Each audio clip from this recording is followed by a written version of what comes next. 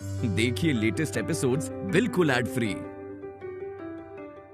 जितना फिकर तो के अपने ससुराल वाले के बाना, अगर उतना ही फिकर तो के अपने पापा के होखी तो तू ऐसन बात कबो ना करते गुड्डन। और तोहरा के काला गेला हमके बड़ा शौक बा अपने शादीशुदा बेटी के घर में बिठावे के।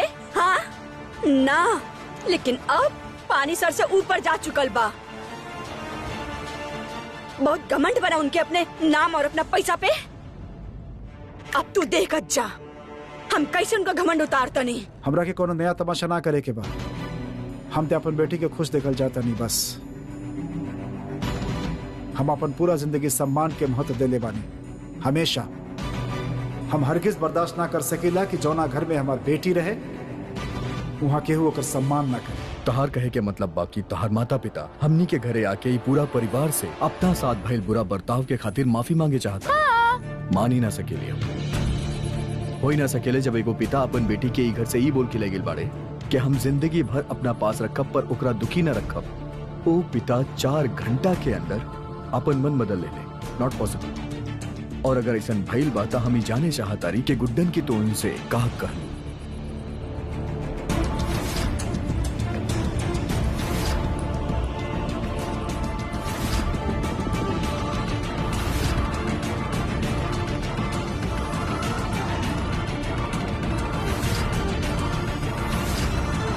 गुड्डन पूछा तानी तहरा से तू उनसे का कहलू जौनू हमसे माफी मांगे चाहता रे।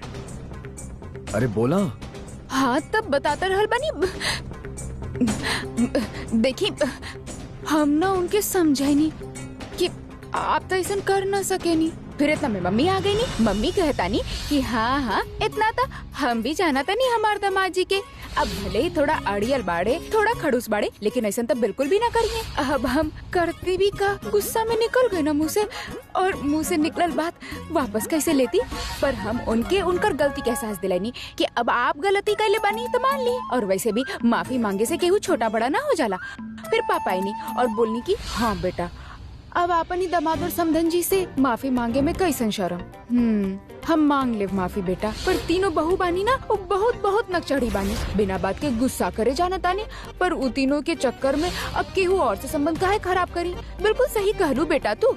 माफी मांगे से केहू छोटा या बड़ा ना हो जाला, और बल्कि जे माफी दे देवेला ओकर दिल बहुत बड़ा हो खेला। चला तहार ससुराल वाला बाड़े देनी उनकरा ही मौका।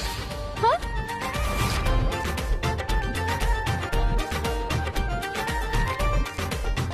अब आयल समझ।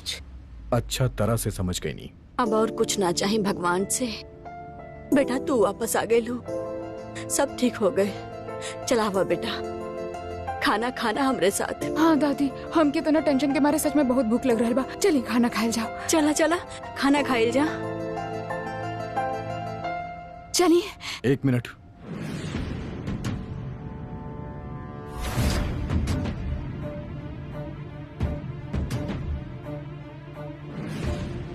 काबिल कोना बात के टेंशन बात हो रहा के ना। हमार मतलब तू घर वापस आ चुकल बाड़ू, झगड़ा भी अब खत्म हो चुकल बा। तोहार माँ बाप यहाँ आके हमनी से माफी भी मांगे चाहता रे।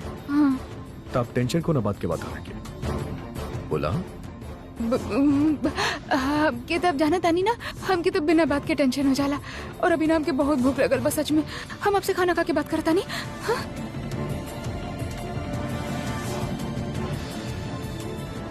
अरे वाह हमारे प्लेट लग भी गए।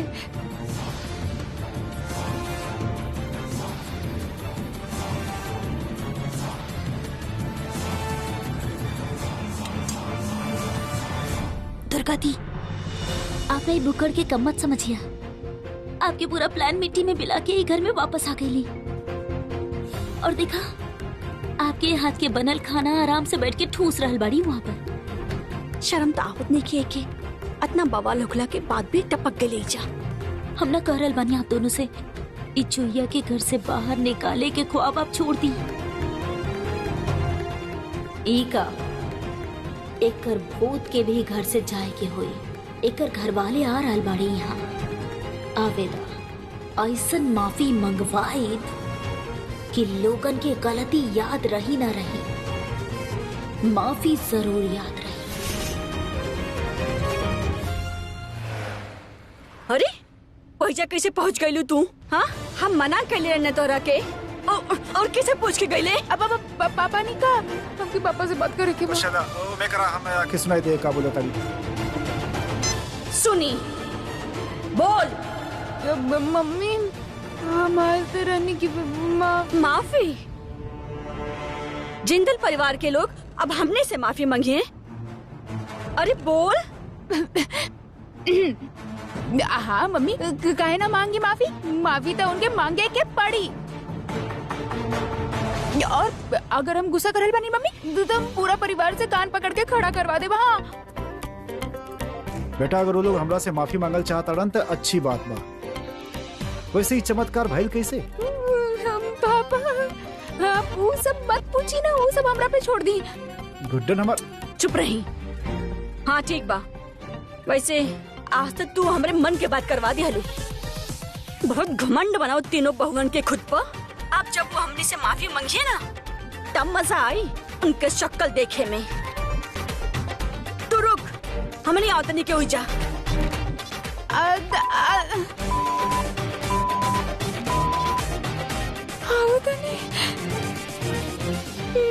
कंफ्यूजन ना महाराजा कंफ्यूजन हो गए। बाप रे बाप। एक मिनट तो मतलब गुप्ता परिवार आ रहल बा जिंदल परिवार के माफ करे और जिंदल परिवार के सदस्य तैयार बैठल बाड़े गुप्ता परिवार के गलती के भूल जाए खातिर। तो माफी के और केकरा से मांगी और कैसे? हमके तो कुछ समझ में ना आ रहा। हमारे तो पेट में दर्द में होकर शुरू हो गए। गुड्डन क्योंकि ना पता तू कितना बवाल कैले बाड़ू और कितना झूठ बोलले बाड़ू। बाप रे। ऊपर से वो अंकल वो अलग हमरा पे शक कर रहल बाड़े।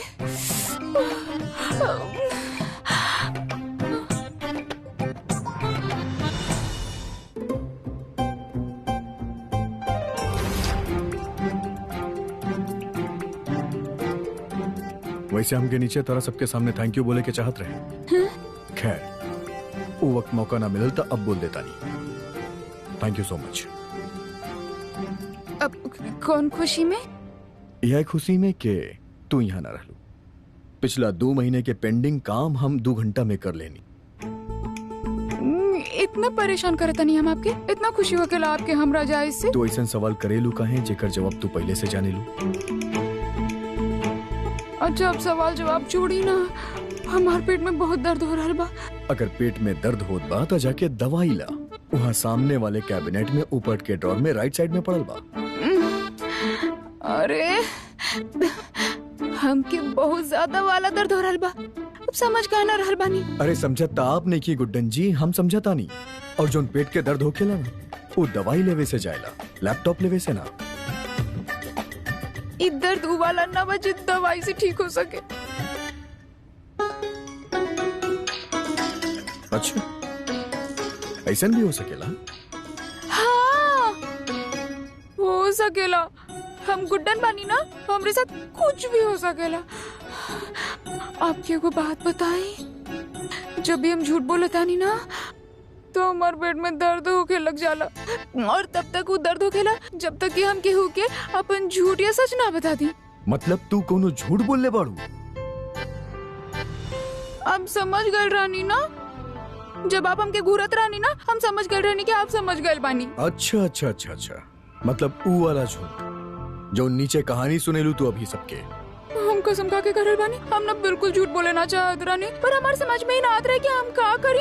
अब अच्छा सुनिए, आपके हमसे जे पूछे के बाना आप पूछ ली। हम काहे पूछब तोरा के कुछ? हम सच सच बताए ना। ना जाने के बता हर सच। अरे प्लीज। तू हर बार यह करेलू, मुसीबत खड़ा करेलू, फिर ओकरा बाद माँ के तहार मदद करेली। लेकिन अब का करबू? अब तक तू माँ से भी झूठ बोल देलू।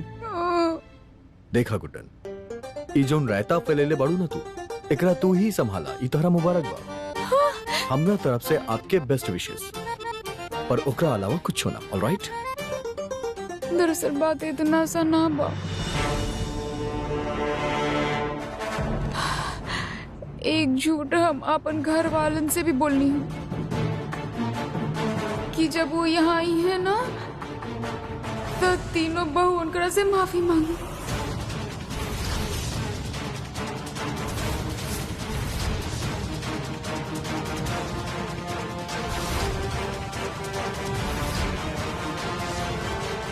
कहा? तू दोनों परिवार के झूठ बोलने बाड़ू कि एक दूसरे से माफी मांगी है। हाँ। गुड्डन, तू कुछ भी करे से पहले सोचे लू काहे ना? ई बड़ा बड़ा बात कर देवे लू, फिर परेशान होके लू, फिर परेशान करे लू। एक बार भी सोच लू तू कि जब दोनों परिवार आमने सामने खड़ा हुई हैं तब का करबू? अरे का करबू? पता ना होता हमके, पर एगो बात बताई आपके। हाँ, हमार पेट के दर्द ठीक हो गए सच में। बहुत आराम मिलल बा कसम से। और करे के कब होता हम सोच ले न, मतलब सोचब ना, सीधा सीधा करब। वाओ, का ओवर कॉन्फिडेंस बता हर गुड्डन। हाँ? सच में तू कमाल बाड़ू गुड्डन। एगो बात कही, ये हंसी मजाक ना ठीक बा, लेकिन जब दो परिवार दो फैमिली मिले लेना ता लाइफ में सीरियस होके के पड़ेला। सबके खुशी के ध्यान रखे के पड़ेला। खैर, ताहार मुसीबत बा, तू संभाला। आई होप तू समझता और हम का कहता नहीं। हाँ, हमके क्रिसमस इवेंट में जाए के बा, हम वहां जाना नहीं। और आपके ऑल द बेस्ट।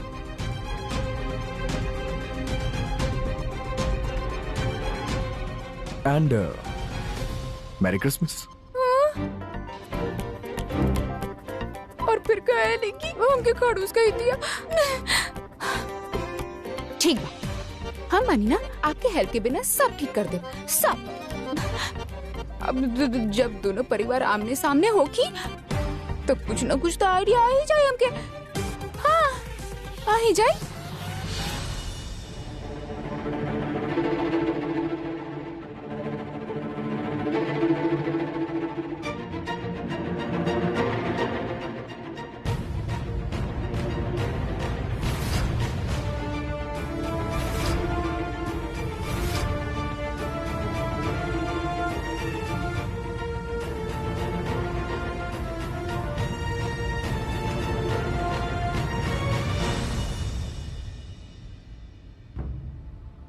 नमस्ते।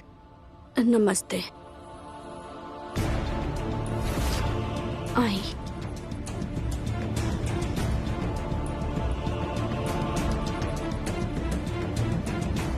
अब आई ना ऊट पहाड़ के नीचे। ये दिन का तो इंतजार रहे हमरा। वाह गुड्डन, तू कर दिखैलू। अभी लोगन के इनकर हैसियत पता चली। पहला बार ही गुड्डन हमनी के फायदा का काम कैले बाड़ी।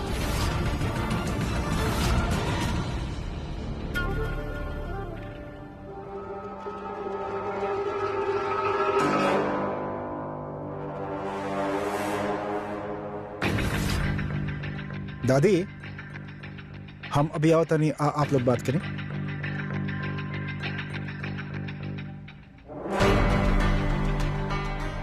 माँ पापा, हम 2 मिनट में आवतानी। अभी आई नहीं बस।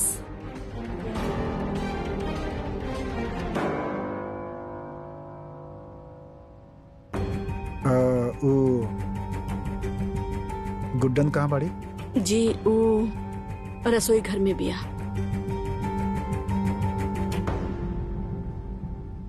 देखिए, दरअसल हमनी कोनो मनमुटाव नहीं की चाहत। हम लोग ऐसे नहीं कि अब आप जब सोच ही ले बानी कि आप यहाँ माफी मांगे नहीं, तो पहल करे में शर्म कौन बात के?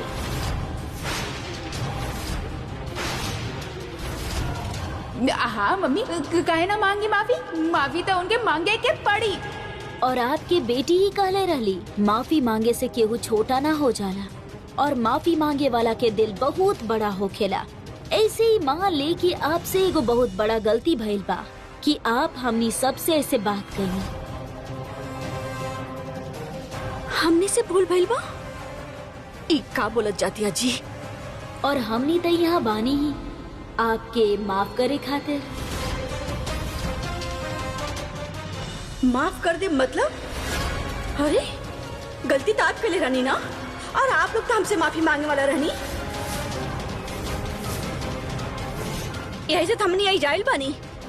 हमके तो यही कह के यहाँ बुलवाइल गई है कि आप लोग हमनी से माफी मांगना चाहतनी। का हमनी काहे माफी मांगे लगनी जा आपसे?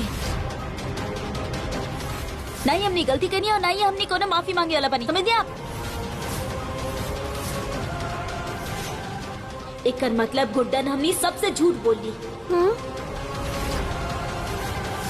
अगर हमरा के पहले पता होखत कि आप लोग माफी मांगे ना देवे आ रहल बानी तो हम ही गेट से ही रफा दफा कर देती आप लोगन के। अरे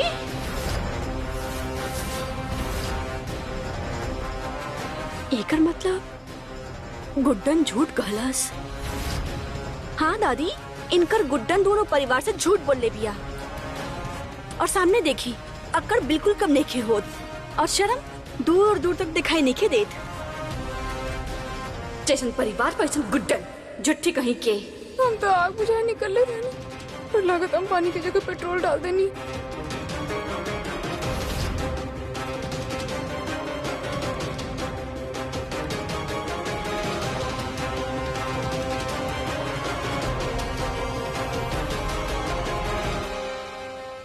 एक मिनट। गुड्डन बेटा, ये लोग का कर रहल बाड़न? हाँ, इका तरीका भाई, कम से कम अपन परिवार वाला के तो सच बोल तू। ऐसे भागे से। अरे अरे दरवाजा काहे बंद कर तड़ो? इका तरीका बा? अरे गुड्डन, दरवाजा खोलो और हमने सबके बतावा कि तू झूठ काहे बोल लू। का करी?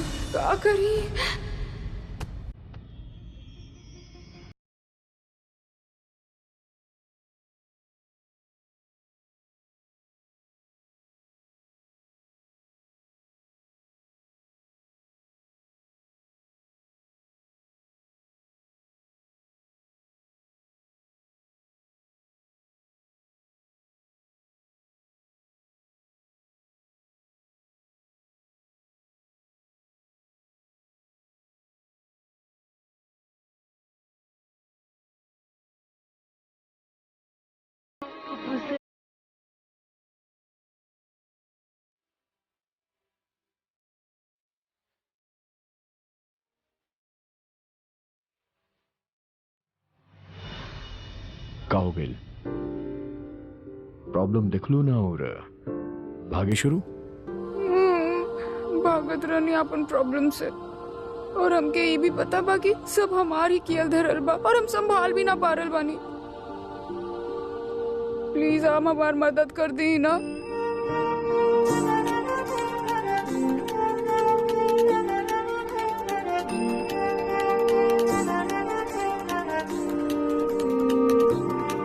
आप बानी ना बिल्कुल सही कहत बानी।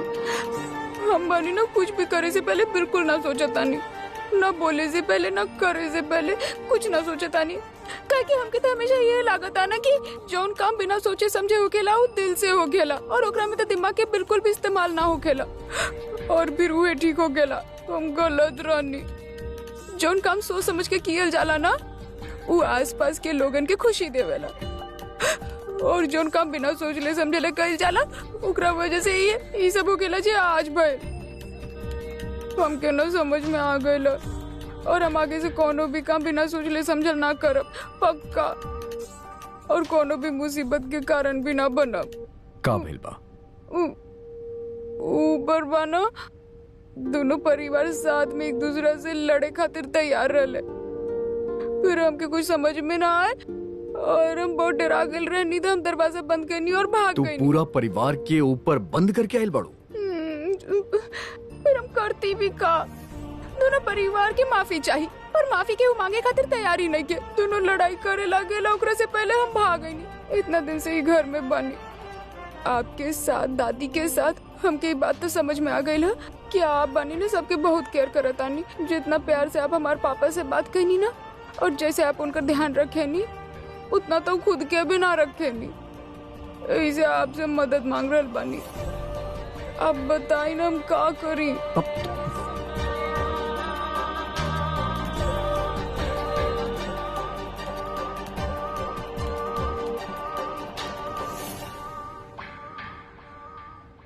इला पहले अपन आंसू पोछा। Take it. अगर तू चाहत आरू कि हम तहार मदद करी तो सबसे पहले ही आंसू बहावल बंद कर दा। और अब अपन आंख बंद कर। आंख बंद करा। अब 2 मिनट तक तू कुछ ना सोचबू। कुछ भी ना, जस्ट काम डाउन।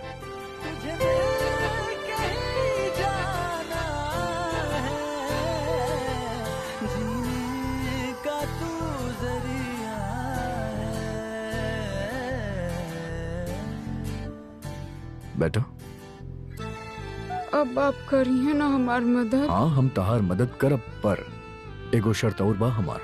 हाँ? ई जोन रुमाल तू गंदा कैले बाड़ू, एकरा तू अपना पास रखो, हमके ना चाहिए। अच्छा ना करब अब, पर आप ही मुसीबत के खत्म कैसे करिए?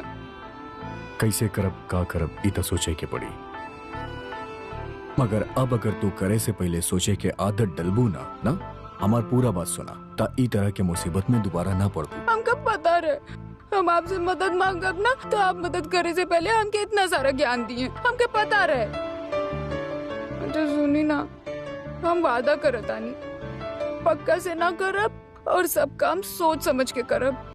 देखी ना, क्रिसमस के त्योहार बा, सबके घर में दोस्त परिवार सब लोग इकट्ठा होके क्रिसमस मनावेले, और एगो हमार परिवार बा की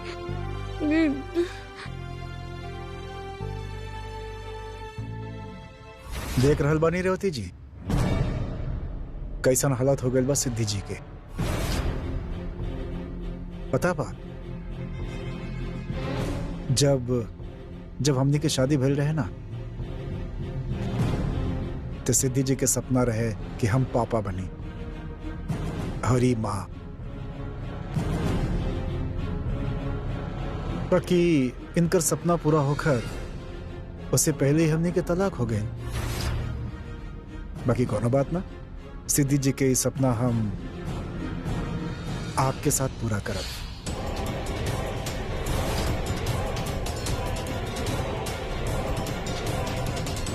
हाँ रेवती जी, और ऐसे जरूरी बा कि हमनी के शादी होके, हम आपसे शादी करल चाहता नहीं।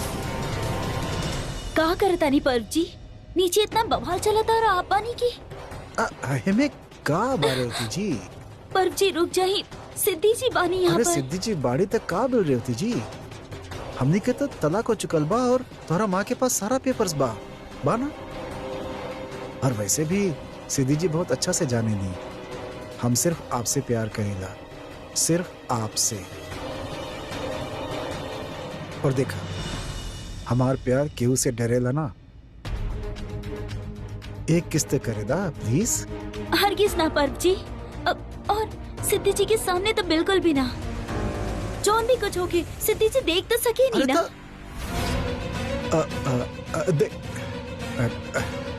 एक मिनट, तू देख सकेलू, हमरा के देख सकेलू? अरे हाँ, ये तो देख सकेली हमनी के।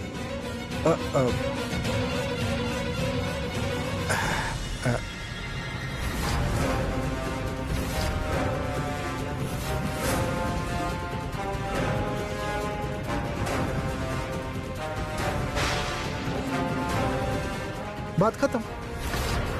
अब तो देख ना सकेलू ना। देखा अब ते प्यार कर सकेला हम तोहरा से ना, या फिर तोहरा के हमरा पर भरोसा ही नहीं खे? बोल दा अगर भरोसा नहीं के तो बोल दा। ये सब सही नहीं के पर्व जी, अभी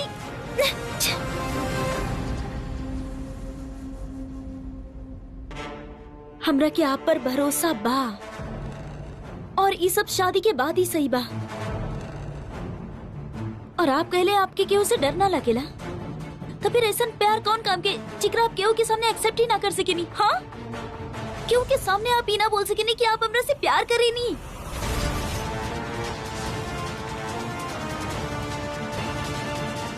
रेवती जी,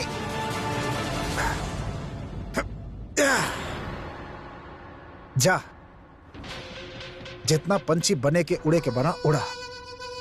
याद रखिया, पर्व के छोड़ल तीर हमेशा निशाने पर ही जाके लगेला। ली, नजर आ गए हमने के कैसे संस्कार मिलल बा आपके बेटी के। पहले तो खुद के मर्जी से घर छोड़ के चल गई ली, और अब ऐसे झूठ बोले की का जरूरत रहे ओकरा के? दुर्गा जी, बहुत ज्यादा बोला था नहीं आप। यहाँ तो मामला और बिगड़ गई बा। बहुत देर से हमने बर्दाश्त करता नहीं, लेकिन ये गलत बात बा। हमार गुड्डन अगर झूठ बोलले बाड़ी तो ओकरा पीछे करो न कोनो कारण जरूर होगी। वैसे खाम का झूठ ना बोले ले, बात समझते न बानी आप। झूठ बोल के भगलस ना हूँ। अरे लेकिन अरे माँ जी कितना खांस रहा बनी बेटा, उनके पीठ पर हाथ फेरा। कितना खांसी बढ़ गई बात के। तू किनारे चला। अरे दूर रह गाड़ी से। रुको दादा, चला हमने किनारे। वजह से कुछ नहीं क्यों होता, का बात करता नहीं।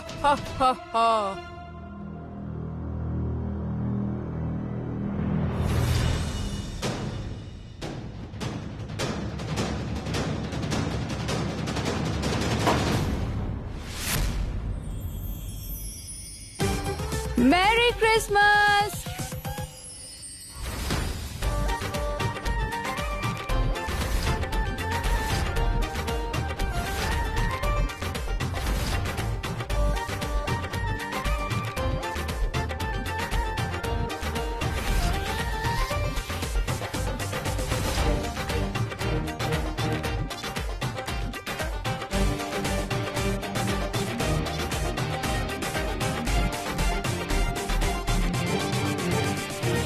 अब जब ये सब गुड्डन के वजह से हो रहल बा तो उपाय भी तो गुड्डन ही बताई ना।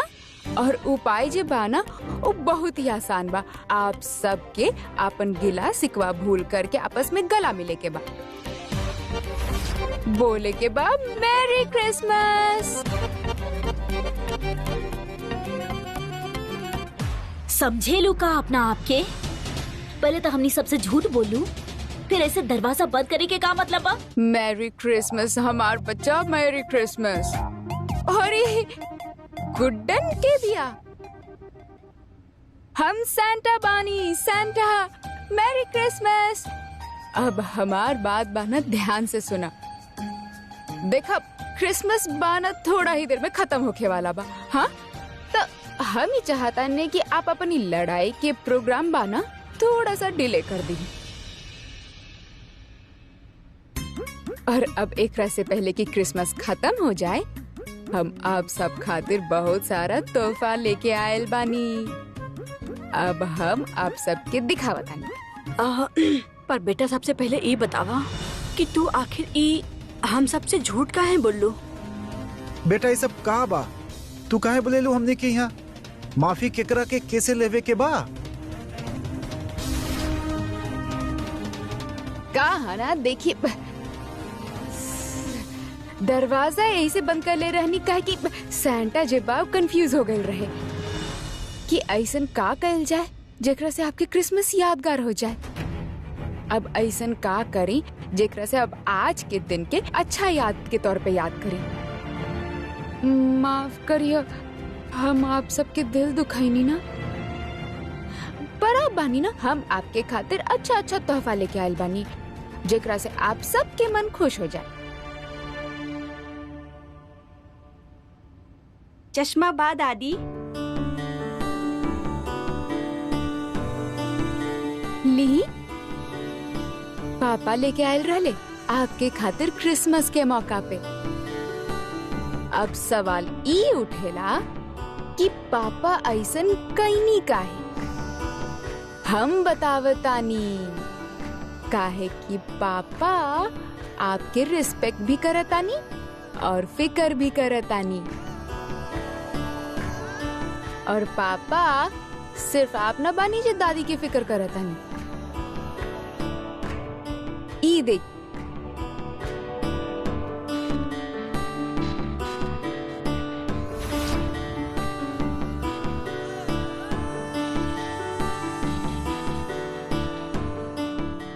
दादी भी आपके उतना ही फिक्र करतानी। देखी दादी का मंगवाइले बानी आपके खातिर। आपके भूले की बीमारी बाना, आप एकरा में जितना चाहे उतना अलार्म लगा सकेनी। लिही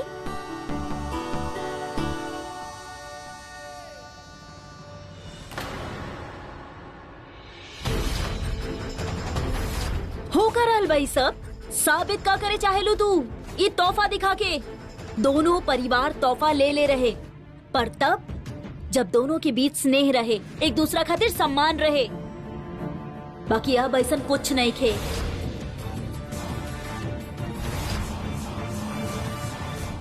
वाह दुर्गा जी, स्नेह भी बा और सम्मान भी बा। बस कहा ना कि आप सब थोड़ा सा भूल गए बानी और उहे याद दिलावे खातिर तो हम यहाँ आइन बानी। अब एगो बात बताइए आप, 1 मिनट। हाँ, अब अगर स्नेह और सम्मान ना हो खात तो छुटकी जे सिर्फ केक बनावे जानतिया वो आपके खातिर इंटरनेट पे देख के इतना खूबसूरत सॉल कैसे बनाती।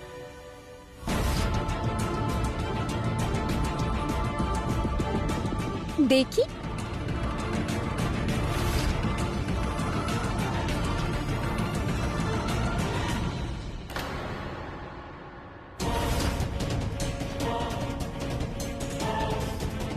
ना बेटा, गुड्डन सही तो कहा दिया।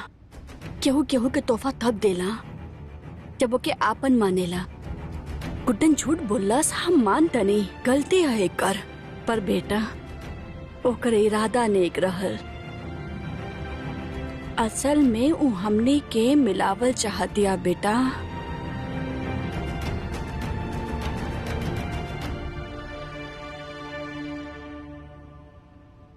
दरअसल क्रोध में इंसान सब भूल जाला।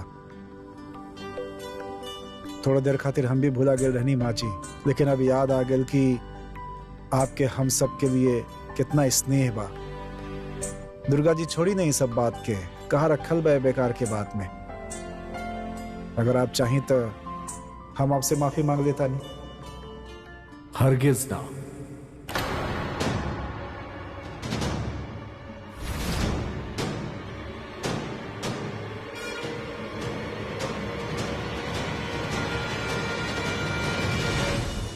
आप बड़ बनी हमनी से और बड़ माफी मांगे लेना।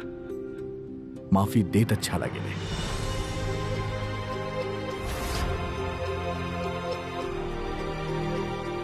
आप ऐसन कुछो न कहले बानी जेकरा से आपके हमनी से माफी मांगे के पड़े। लड़की के पिता बनी आप, पर एक ही मतलब ना हो खिला कि आप बेवजह सॉरी बोली।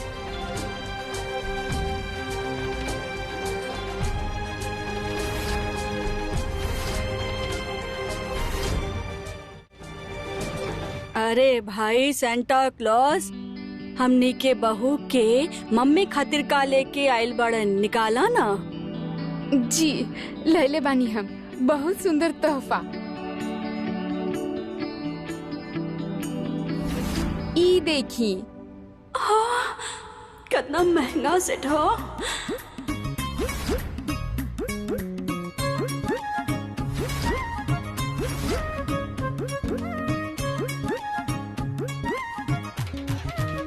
आप बिल्कुल ठीक कहतनी दादी। गिलास शिकवाते रखे कहीं ना चाहिए। और फिर ऐसन कह के केकर भला हो खेला जोन अब होखी। भलाई तो गुस्सा के थूक दिहले में ही हो।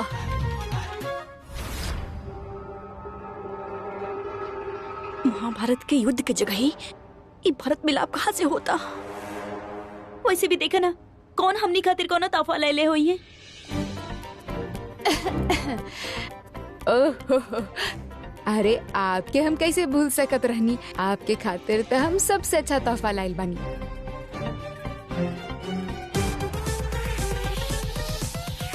और माफी आपके ना, हमके आपसे मांगे के चाहिए। आपके अनादर भइल बाई घरे के अंदर, ओकरा खातिर।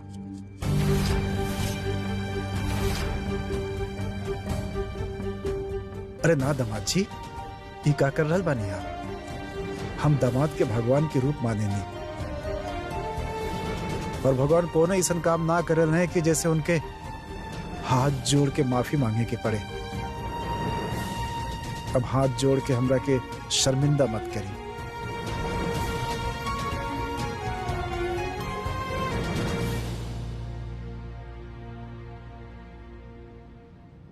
दुर्गा बहू, ये घर के संभाले की जिम्मेदारी आप ही के बाना। एकर मतलब ई भइल कि घर में होके वाला तमाम बात के खातिर आप जिम्मेदार बानी। और जब आपसे बड़ आप तीनों के सामने हाथ जोड़ के एक दूसरे से माफी मांगता है, तो आप तीनों के भी कुछ फर्ज बनेला।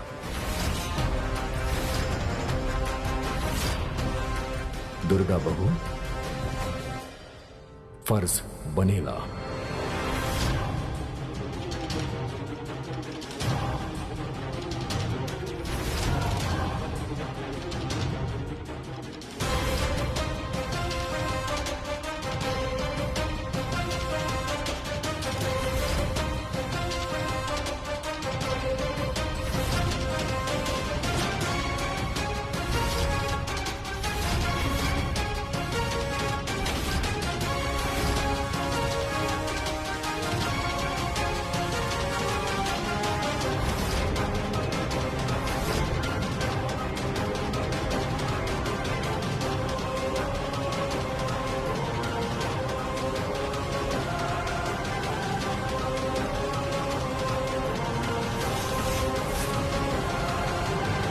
गुड्डन बेटा, तू कितना समझदारी से सब कुछ ठीक कर देलू। हाँ, ई सब कारनामा कैले हम बानी, पर हमसे करवैले ई बानी।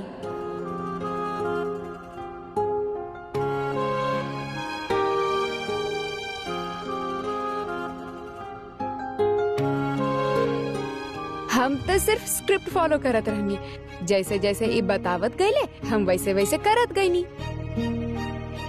ये कहले रहले कि सबके बाना उनके मनपसंद के गिफ्ट दे के उनके बीच में जो प्यार बा ओकरा याद दिलावल जाए। यही से असली तारीफ के हकदार हम ना, ई बाड़े। अरे टेंशन मत नहीं, सिर्फ आपके थैंक यू बोले आयल बानी।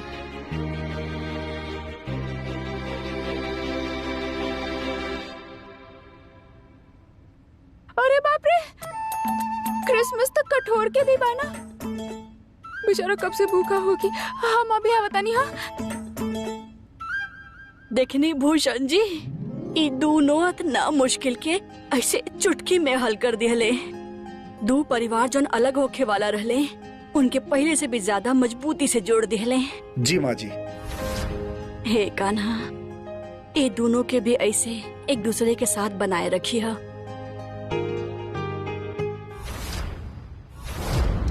हमरा त लागत रहे एकर जादू सिर्फ दादी पर चलेला, बाकी ई त ये जी के भी।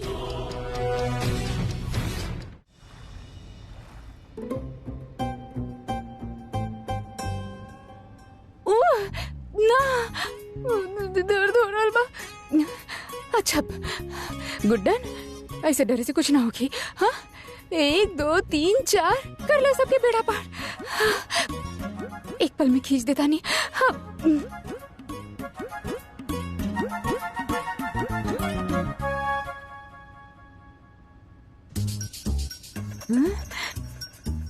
अब टेढ़ा काहे खड़ा बानी?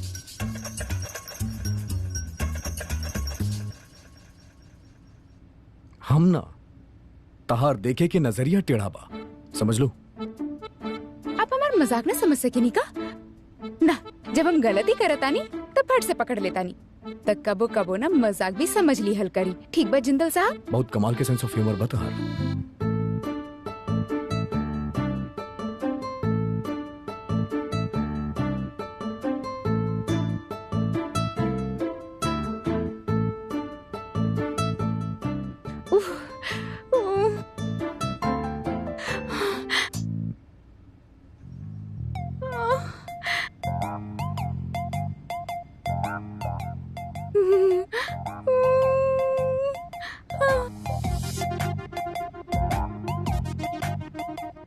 कर ले बाबा, हम तहार मदद करतानी। कौनो जरूरत नहीं के, इतना सा मदद करिए और 2 घंटा के लेक्चर सुनाइए। हम मानो खुद कर ले। हो गेल फिर तो पूरा रात ऐसे खड़ी रहू, ना खुद सोबू ना हमके सोए देबू। पलटा, अरे पलटा। मैं आए? पर धीरे धीरे करिए, कि ना हमसे ज्यादा दम लग गई रहे और बहुत दर्द हो रहा बा निकाले में। देखिए दा,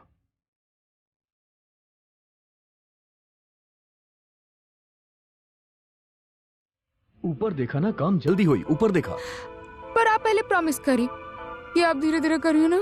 हाँ हाँ, धीरे धीरे।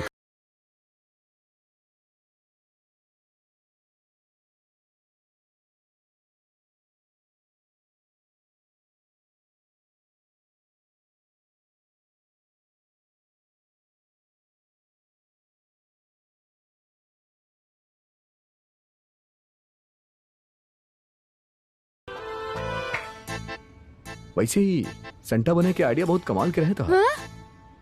कहाँ से आई? अरे हम तब से ये तो पूछे चाहत रहनी कि केहू तो हमसे पूछे और हम ओकरा पूरा कहानी सुनाई। आपके पता बा?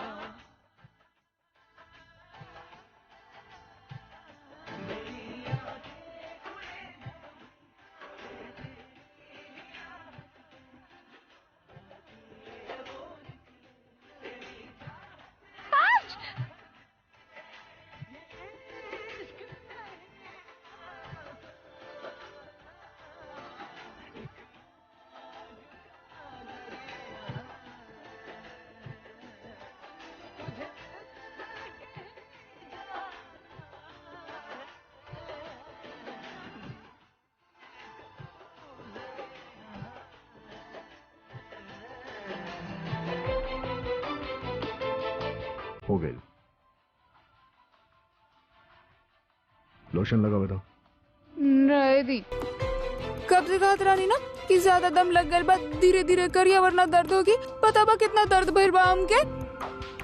लोशन लगावे से तोहार दर्द के आराम मिली और दर्द तहरा के ना, तहार आवाज हमार कान के देले बा। और तहरा का लगेला हमके तहार कहानी में कोनो इंटरेस्ट रहे? हमके ना तहार कहानी में इंटरेस्ट रहे और ना ही तोहरा में। एक मिनट, आपका कहे जा रहे बानी कि सांता बने वाला क्यों काम के ना रहे? सीधा खड़ी रहू और लगावे दा।